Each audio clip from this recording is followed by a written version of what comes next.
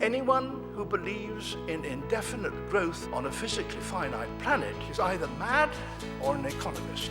We don't want to focus politics on a notion that involves the rejection of principles around which a large majority of our fellow citizens organize their lives.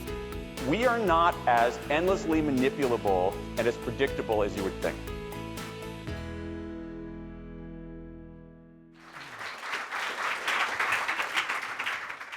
So I thought I'd just focus on three essential themes in the book. The ideas are very, very simple.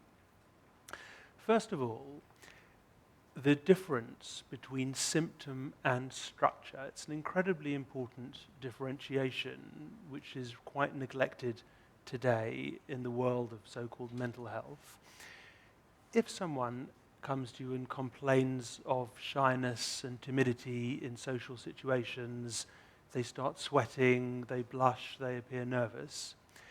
If you see certain clinicians who follow certain psychiatric textbooks, such as the DSM, they might receive the diagnosis of social phobia or of a social anxiety disorder. There are various different names for it, but these are new creations, really, that date from the last 20 or 30 years.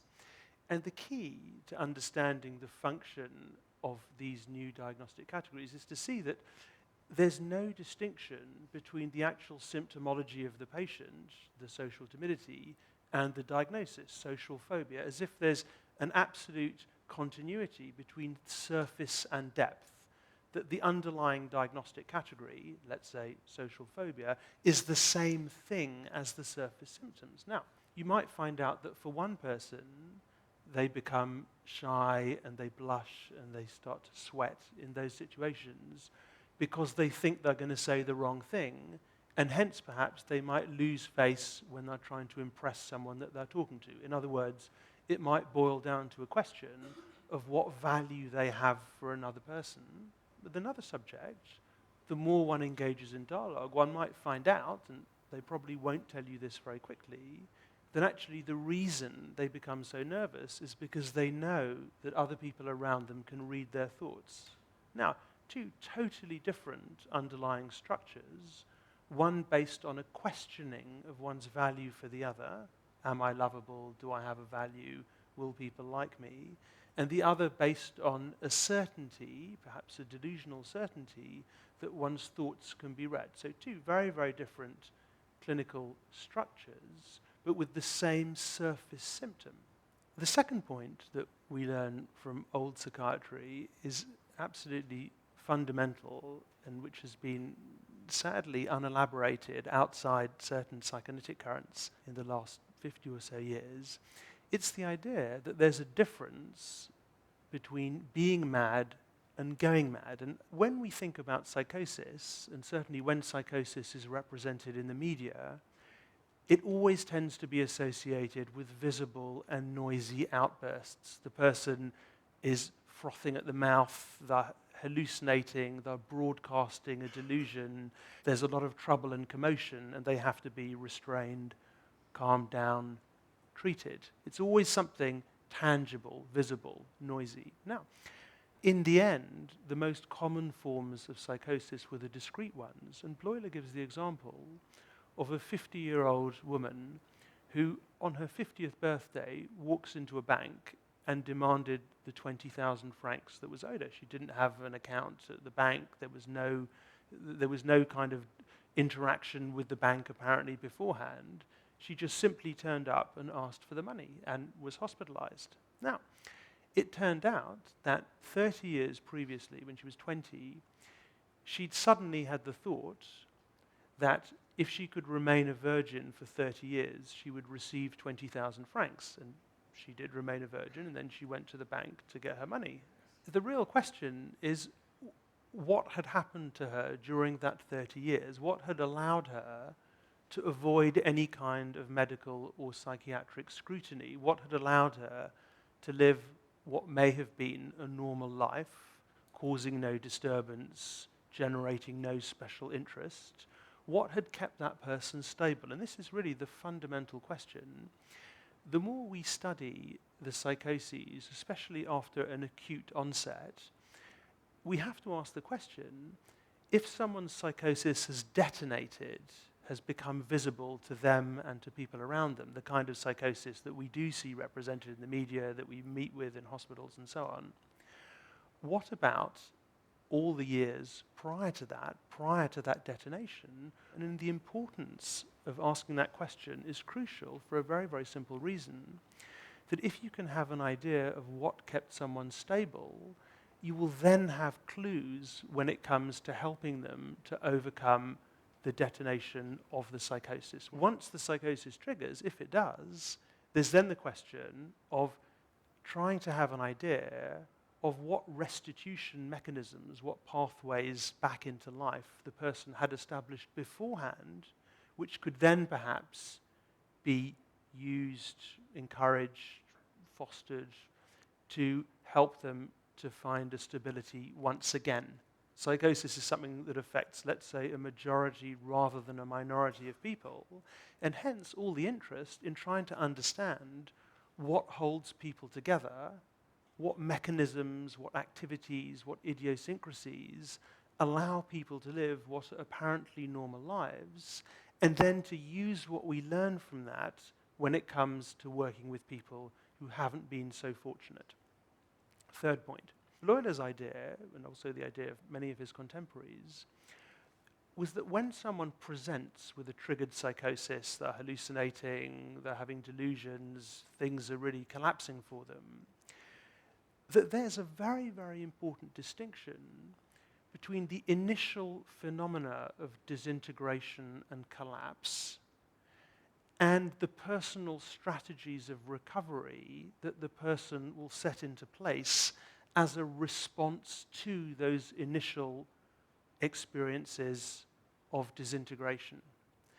And crucially, once one recognizes that difference, it would be irrational to try to work against the person's own efforts at recovery, which is exactly what most mainstream mental health initiatives try to do. Once you recognize that distinction between the main phenomena of psychosis, which involve disintegration, collapse, and so on, the distinction between that and what the person does to recover, for example, to make a delusion, when Prince Philip's mother, Princess Alice, told everyone that she was the bride of Christ and tried to write articles for the Daily Mail to broadcast this view, one would have to ask the question, should we see that as the initial phenomenon of psychosis? Probably not. Or was her attempt to recover by assigning to herself a place in a meaningful design for her to be the bride of Christ? You see that delusions offer solutions to a person. Yeah?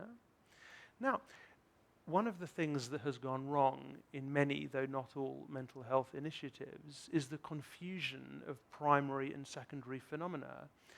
If you lump them all together, which is very, very easy to do, but once you do that, either through therapies or through drugs or through both, it will be very, very easy to try to get rid of not only the initial terrifying psychotic phenomena, but also the patient's individual and idiosyncratic strategies for recovery, their own attempts at reconstruction. And to do that is obviously catastrophic because it deprives the person of what's most unique and important to them, which is using their own resources to try and build a defense against what assails them. It generally ends up with the clinician trying to impose their own idea of what human life should be onto that person. And the more that one pushes the psychotic subject to share a vision of reality that perhaps only exists in the therapist's imagination, the more one deprives them of their own resources. So rather than trying to impose a normative vision of reality on the patient, it's a question of trying to understand what reality is for that patient and then to see how that can be of use for them. Once one recognizes this very important distinction between primary and secondary phenomena, I think one starts to see symptomology, let's say someone's delusional beliefs, as in itself a modest form of creation. Many of the well-intentioned mental health initiatives today take a rather serious wrong turning. You know, you read these press releases and adverts that say, you know, look at Newton and Einstein and these people who've made such fantastic contributions, or Van Gogh, to our civilization. And look, you know, if we had them in a hospital today, they'd get this terrible diagnosis. But, you know, can't you see that they've, you know, contributed so much to our civilization? Of course, it's well-intentioned, but it's fundamentally ill-starred, because implicitly there's an equation between the value of a human life and social utility. And the moment one takes that route, really, you don't need to think too much to have an idea of where that's going to end up, to accord less value to a human life that doesn't contribute a lot to society. You're not a relativist in the sense that you don't want to argue that there is no difference between madness and sanity, as it were. Now, I think for people listening, that might not be entirely clear from what you've said. So it'd be useful to understand how we would understand that you're not a relativist in that sense. Yeah, the relativist view, for people that aren't familiar with these ideas, is that madness is just the set of phenomena or lifestyles that don't fit in with conventional social norms, and hence there's a stigmatization and a violence at play when we make even the simplest diagnosis of any kind of psychosis, because it's pushing the person who just adopts an alternative lifestyle into a place which we then equate with something that could destabilize society. I don't think that everyone has a psychotic core. I think that some people are psychotic and some aren't. And if you're not psychotic, whatever you do, you won't be able to become psychotic. It's just something that's established in probably your first few years of life. And once that's happened, you can't reverse it, but you can work with it. And again, the distinction between primary and secondary phenomena seems of great importance here as a way to help people think about the restitution mechanisms in psychosis. So it's not a relativist thesis. I do think that, you know, that there are hard and fast lines between psychosis and what isn't psychosis, although in many clinical cases it's quite difficult to tell.